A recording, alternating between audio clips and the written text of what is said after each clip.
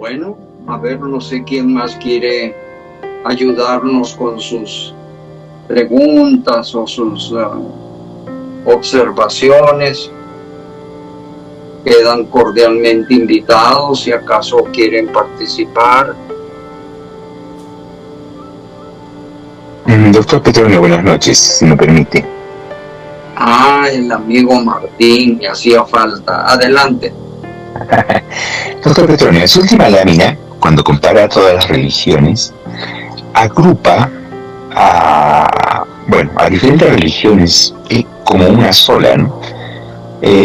Por ejemplo, como uno solo el islamismo, pero el islamismo, como sabemos, si bien es cierto que creen en Alá y ese tipo de cosas, pero las dos corrientes más importantes o más fuertes dentro del islamismo, como es los sufíes, los chiitas y los suníes, prácticamente viven enemistados, ¿no? Por ejemplo, típicos chiitas son los de Irán, fundamentalistas y todo ello, y los suníes, lo más de Arabia Saudita, son un poco más moderados, ¿no? Y entre los dos se pelean, se guerrean, a pesar de que es una sola religión. Entonces, usted los agrupa en base a la matriz que hizo, como que fuera uno solo, pero en realidad, así, visto y como es ahora, el islamismo no es una sola religión. Inclusive separa a los sufíes, que para muchos es un islamismo esotérico y no tanto exotérico como si es el chiita y el suní, ¿no? Ahora, lo mismo pasa con el cristianismo. Si bien es cierto que somos un grupo importante, el cristianismo ya no es una sola religión, ¿no? El primer gran cisma de la religión ocurre cuando se divide pues entre el cristianismo ortodoxo y el romano.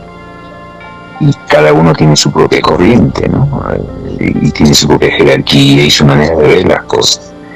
Y el segundo cisma surge a fines del siglo XV, si no me acuerdo, con la Reforma, con Lutero y Calvino, ¿no?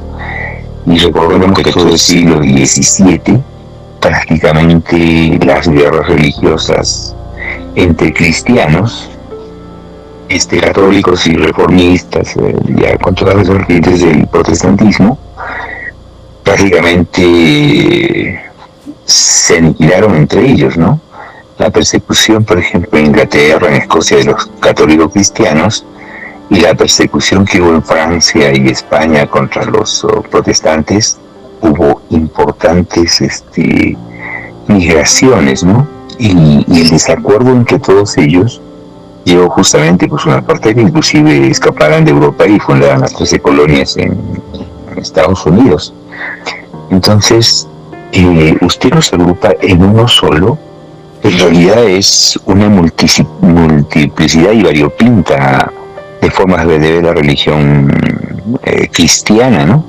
Porque ahora, hoy por hoy, un cristiano, por ejemplo, adventista o evangelista, tiene una concepción totalmente diferente de lo que la tiene un católico ortodoxo, un católico cristiano, un católico romano, ¿no?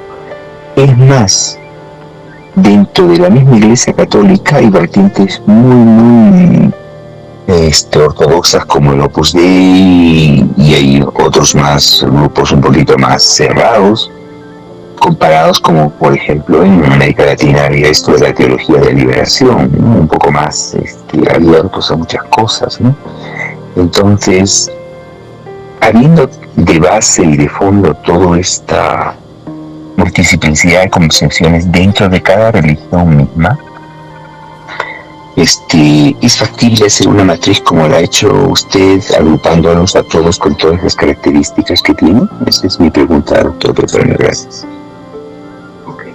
Martín, yo agradezco su intervención que refuerza y complementa la presentación que hemos hecho.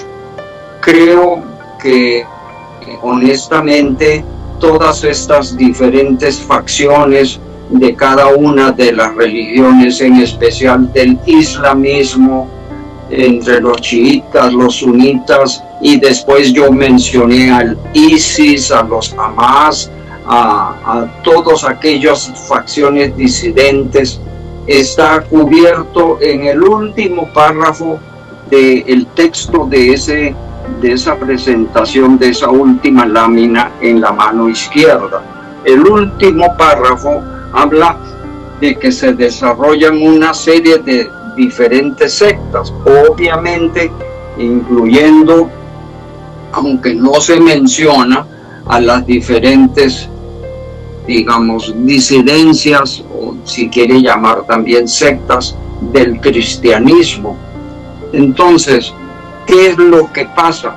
Que si yo me pongo a establecer todo eso, ya no puedo hacer un solo cuadro, sino tendría que hacer pues media docena de cuadros y establecer las diferencias que habría entre uno y en otro. Lo que yo he querido establecer, Martín, es que en su origen, porque todas estas disidencias y variantes han partido de la religión base, en el caso islámico de Mahoma con el Corán, y en el caso del cristianismo con el Nuevo Testamento y el Antiguo, que sigue siendo parte de la Biblia. Entonces, eso en el fondo se mantiene como concepto raizal, y eso es lo que yo quiero demostrar, o quería que ustedes pudieran apreciar en el cuadro que presenté. Ahora, las diferentes variantes y disidencias en alguna manera tergiversarían en alguna forma los conceptos básicos, los volverían muy relativos, pero ya eso vuelve y juega de nuevo. Yo he advertido que tenemos un relativismo ético. Ese relativismo ético puse como ejemplo al presidente Trump. En otras ocasiones se ha hablado del relativismo del presidente Putin. Pues podría hablar también del relativismo ético entre el Papa Juan Pablo II y el Papa Benedicto XVI, en donde el uno quería hacer grandes cambios en los dogmas básicos del cristianismo de Roma, y el otro, siguiendo la corriente conservacionista de su relativismo ético, quiso borrar todo lo que había hecho Juan Pablo II.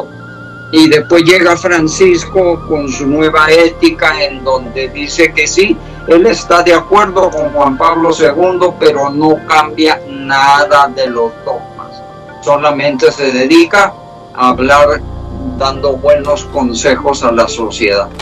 Entonces, cada quien tiene un relativismo ético diferente y el comportamiento moral es diferente en consecuencia.